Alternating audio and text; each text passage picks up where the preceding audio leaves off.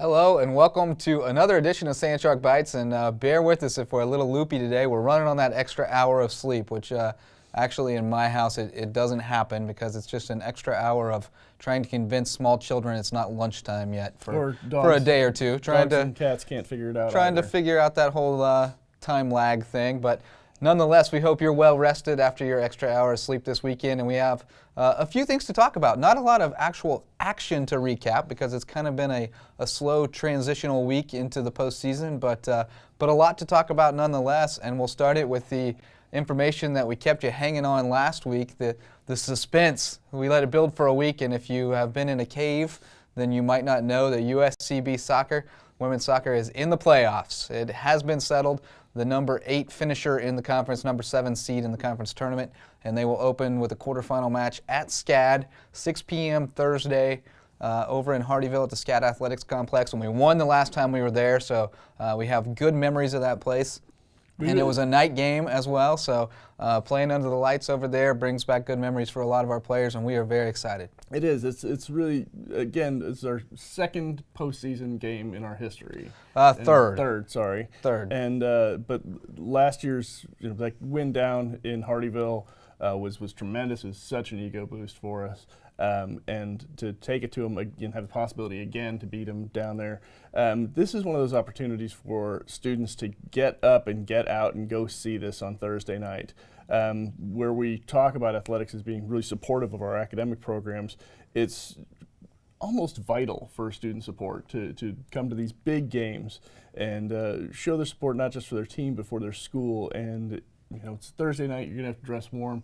It's going to be a little chilly out, but in that, as this university is growing and trying to be bigger and better, one of those things that's going to make students want to stay here. If I'm talking to students who want to make you stay here, going to make you feel like you're part of this family, it's going to be going to support exactly this kind of event, even if you don't generally go on the weekends. Yeah, and we've had great fan support all season here on campus. I mean, the student support has been fantastic. Coach Ed Heberling has gone on and on about, how strong the fan support has been.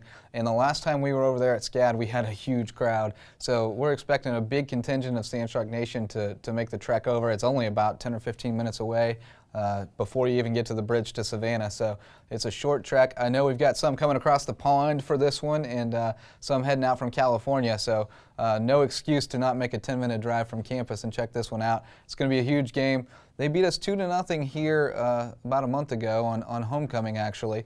And but that second goal came with I think 5 seconds left in regulation, and it was a close match throughout. So we have expectations that this will be a competitive match, and certainly USCB, a different team since we banned Duffy from going to the games. The last 3 wins that we've had have shown real change of course. The changes that have been made on the field have been proven in the final box scores there. And if all goes well, we're actually going to be able to stream the video from this one, so you'll actually be able to watch it from home. But got to get over there and test the 4G card and make sure it works okay. But they've given us the go-ahead to stream it if the cell signal is strong enough. So we'll scope it out this week and hopefully have video for those who can't make it. But by all means, get out there and support. And you said it's going to be cold, but we've got a little warm-up coming on Wednesday, so hopefully that'll hold on and maybe it'll be a nice, comfortable 65, 70 degrees at game time, and we'll take it to some bees. So if you're going, load up your car. Invite all your friends. Bring your roommate. Yes. If you come to the game with an empty seat in your car, you will be shamed because they don't charge admission. There will be no admission charge, so there's no excuse not to come over. And if you're a student resident here in student housing, I believe Dion is trying to put together a little giveaway for residents who come over to the game. So we're very appreciative of Dion and housing and all their efforts to support athletics. And we hope that you will come out and support the Sand Sharks. It's going to be a huge game, and it's going to be a lot of fun. And playoff atmosphere is going to be fantastic. That's right.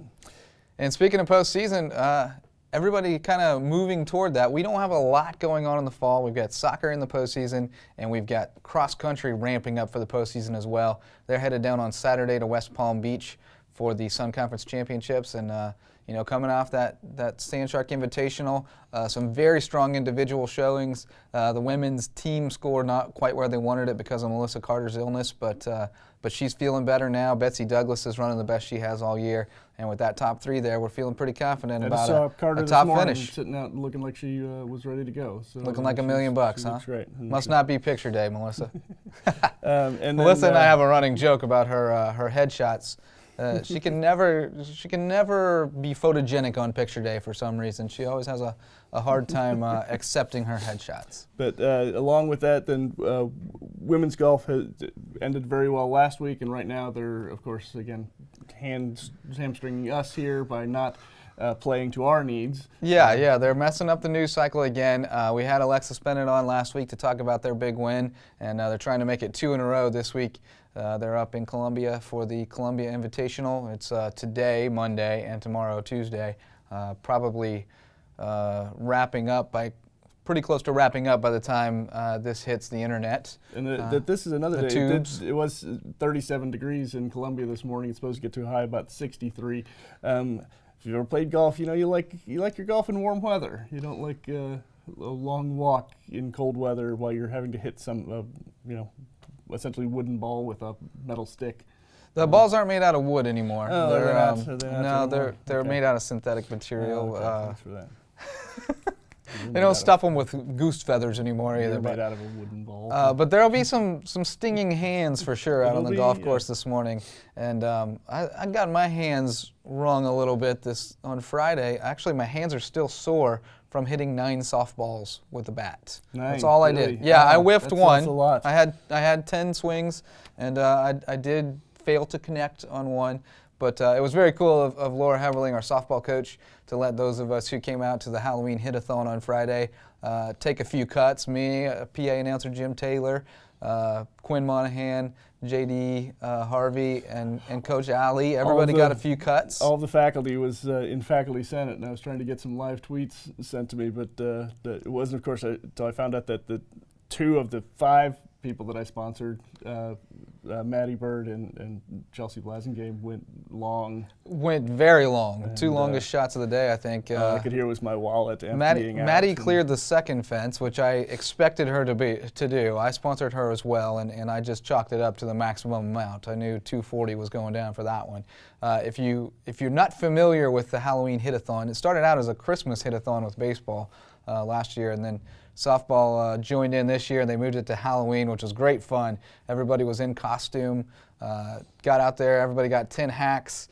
Longest shot in the air went down on paper. People pledged, 10 cents per foot is kind of the standard pledge, but I think some may have mixed that up a little bit.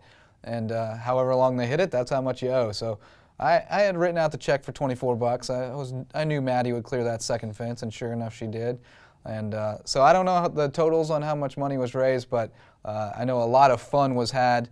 There was a great camaraderie and team spirit out there, and the guys and girls both had a blast, and their costumes were amazing. If you haven't seen them, go on Facebook, USCB Sand Sharks, and check out the photo album from the event, because there were some very creative costumes. Honey Boo Boo and Prince were your costume winners, and they were both legit. So go check them out. There's a line at my office door of softball players to get sponsorships. Baseball didn't show up this year at my office to get any sponsorships out of me. I don't know if I've lost some credibility with the fellas or something, but I got burned pretty bad last year when I sponsored Eric Armstrong for about a penny a foot, thinking he'd go yard, and then I thought Alex Graham was just going to bunt it into the infield, and he hit it out of the park. So it's all, you never know what you're going to get out of that. But you never know about sponsoring those pitchers. When they just get BP, they can tee off on it, and it's like their Super Bowl getting up there to swing the bat. Junior De La Torre was crushing them. I don't think he got one out of the park, but he took several down the line that almost got out. So somebody probably got dinged pretty good by him. And he had a fantastic costume too. Rex Kwon Do from Napoleon Dynamite, he was rocking it. We had a nice Nacho Libre from Zach Holt. There were some really good ones, so definitely go on Facebook and check those out. Well, that's about all that we've got going on this week. Actually, we missed men's golf. Men's golf wrapped up the fall season. They finished 7th in their final tournament of the season, and had a pretty strong field down at Johnson & Wales tournament, Dave Adamonis Senior Invitational, and I think only 2 Sun Conference teams finished ahead of us. So, a pretty strong showing against a strong field and in tough conditions. I know Coach Cuneo felt like the golf course was very difficult down there at Trump National Doral. So they had a good time, though. It looked like it was a first-class event, and had a good fall season, a really strong fall season. Be eager to see where they shake out in the rankings when the preseason rankings come out at the end of the fall here, and see if the Sand Sharks are up there probably around the top 15 or so. If everybody's healthy. Yeah, we lost Alan Cook. He'd been our top player for the first couple of events and was injured in a intramural flag football game. So that's all we'll have to say about that, Alan. During their season should not play recreational sports or engage in woodworking activities. I'm just saying. Yeah, it was unfortunate. You want the kids to have fun and be involved on campus life, but unfortunately we've had a couple too many intramural sports accidents, injuries with student athletes, so I think our coaches may be putting the kibosh on that. Yeah, that's the end of that. Well, that's a bright note to end it on, but Alan is on the recovery path, and we look forward to seeing him back in action as soon as he gets back out there on the golf course. That's going to do it for our little wrap-up segment. We'll be back with more right here on Sand Shark Bites. Welcome back to Sand Shark Bites. I'm joined once again for the 3rd time, I believe, by Coach Ed Heberling of USCB Women's Soccer. And Coach, the last time we had you on the program, you were facing an uphill climb. You needed to win 3 of your last 4 to get into the playoffs. And lo and behold, here we are. It was a little bit stressful, not only winning those last 3 games, but also awaiting the tiebreaker procedure. Got a little stressful around here for a couple days, but exciting. We've already announced it earlier in the program. Thursday night at SCAD, 6 p.m. I know you guys are excited to get back out there and play another match. Definitely excited. We love going over to SCAD, playing under the lights. The girls had worked hard, like you said, those last 3 games to win the 3 in a row, to win the tiebreakers, to have it all fall our way, and then to land, a first-round match against SCAD. Our girls are looking for a little redemption from earlier in the year and then last postseason as well. Yeah, of course, they came over here last postseason and beat you 4-0 and spoiled the first home playoff game in program history. So it'd be very nice to go over there and return the favor, of course. And, we talked about it, Duffy and I, a little bit at the outset, but that 2-0 result against SCAD earlier this year is a little misleading, not only because they scored that late goal to make it 2-0 with 5 seconds left in regulation, but also because this Sand Shark team is a different squad than they were then. That's correct. Yeah, we've had pretty much 3 phases this year where we've kind of transformed as the season has went along 3 different times. And open conference play, we were a different team from when we were out of conference, and then now playing here at the end of the season, we're a completely different team. Some tactical changes within the squad, fresh attitudes, high energy has really turned our season around and allowed us to become more competitive and allow us to put the ball in the back of the net. And hopefully this little layoff, this is the longest layoff we've had since the season began, I think. So hopefully that'll allow some, I know I've seen a steady stream of people over to Joey's office. So hopefully everybody getting healthy and we'll be at full strength come Thursday. Yes, definitely. It was, a big reason for us is to not schedule games for the last week was just to make sure that we were healthy, that we could go into postseason fresh, knowing that, the total of, 17 games in the regular season, will wear you out, especially with the short amount of time that we get to play. And, the girls have been doing what they're supposed to be doing, going in, like you said, to see the trainer. Joey's been taking great care of them, coming in on his own time and making sure that we're healthy for Thursday.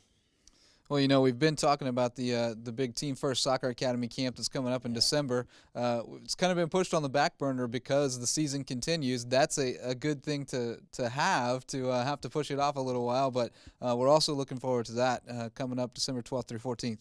Definitely. And Coach Hillary George has been out getting groundwork done, laying passing out flyers all over town in Savannah, hitting up some people. Some of the people that have, we've done business with have donated their time. Specialty Sports have donated their time on the radio to put ads in Savannah. We're excited about Mia Hamm and Team First Academy, Soccer Academy coming to campus and to the Low Country. That come December 12th, 13th, 14th. I think this will be another exciting soccer venture for the university. Yeah, and hopefully we won't be able to put all of our focus on that for another couple of weeks, because we've got a couple weeks of playoff soccer ahead of us, we hope. If you can get by SCAD, looks like it'll be either Thomas or Johnson in Wales. I know you don't want to look ahead, but you like the way that matchup shakes out if we can get through Thursday? We get through Thursday, I feel like we can either one of those will be great matchups for us. Now the bus ride down to Miami doesn't sound like much fun, but either does the bus ride to Thomas on 2-lane roads either. So either way, I feel like we'll match up pretty well with them. Like I said, we're a completely different team now than when we played both of those teams. So, looking forward to that. Got to get through SCAD first. The girls are ready. A couple days of training to prepare for SCAD a little bit more and make sure that we go in there at the highest level that we can. And again, it's a short trip over there, just about 10 or 15 minutes from campus over to the SCAD Athletics Complex. It's actually on the South Carolina side, so you don't even have to leave the state. Come over and cheer on the Sand Sharks. 6 o'clock Thursday. It's going to be a huge match. It's going to be a great atmosphere under the lights. Yes. Please come out, support us, make it a road field advantage for us. Allow us to have that support that we've had at all of our home games this year. Just take it over to SCAD at Hardeeville and cheer us on so that we can get that W. Yeah, and even though it's their home field, we think of it as our home turf, Hardeeville. So we look forward to a great support section of support, a fan section for USCB as we've had all year here. And as Coach mentioned, just fantastic student support and fan support all year. We look forward to seeing you out there. We'll be back with more here on Sand Shark Bites. Welcome back to Sand Shark Bites. We're just about to wrap up another episode. Little off-camera shenanigans and tomfoolery from Mr. Duffy over here trying to make me laugh. But you know what we have to do? One more thing. We have to pick an athlete of the week. And we got to thinking about it. Only team in action this week, men's golf. So Chris Fink, senior men's golfer, you are the athlete of the week. You shot 75, 75, 72 down at Johnson & Wales Dave Adamana Senior Invitational. And that was good enough to tie for 20th place and lead the Sand Sharks to a 7th place finish. And Chris has had a really strong fall campaign. He's been one of the bright spots for that team, has played well just about every event and having a great senior season. So we look forward to the spring and seeing how he can do as he wraps up his collegiate golf career. Congratulations, Chris, on a great week. You are the athlete of the week. And that is going to do it for us this week on Sand Shark Bites. Nothing else to recap. We just have to gear up for a big week in Sand Shark Athletics. Women's soccer at SCAD, 6 p.m. Thursday, the SCAD Athletics Complex in Hardeeville. If you don't know where that is, you can certainly look up the directions, but on your way over to Savannah on Highway 17, it's just on your left next to the Equestrian Center, just out in the swamp, basically, out in the marsh. It's about 3 turns from the university. You can't miss it. Yeah, just around the corner there where you turn onto 17, not too far down the road. So it'll be hard to miss it. The lights will be on, and we'll be ready for a huge match against SCAD. And then check out the results this weekend when cross country goes down to West Palm Beach for the Sun Conference Championship. And keep an eye on the website and the social media as well for women's golf results. We'll be wrapping that one up next week and hopefully talking about a 2nd consecutive win. Well, that's going to do it this week on Sand Shark Bites. We thank you for joining us. We'll see you next week, and until then, keep those fins up.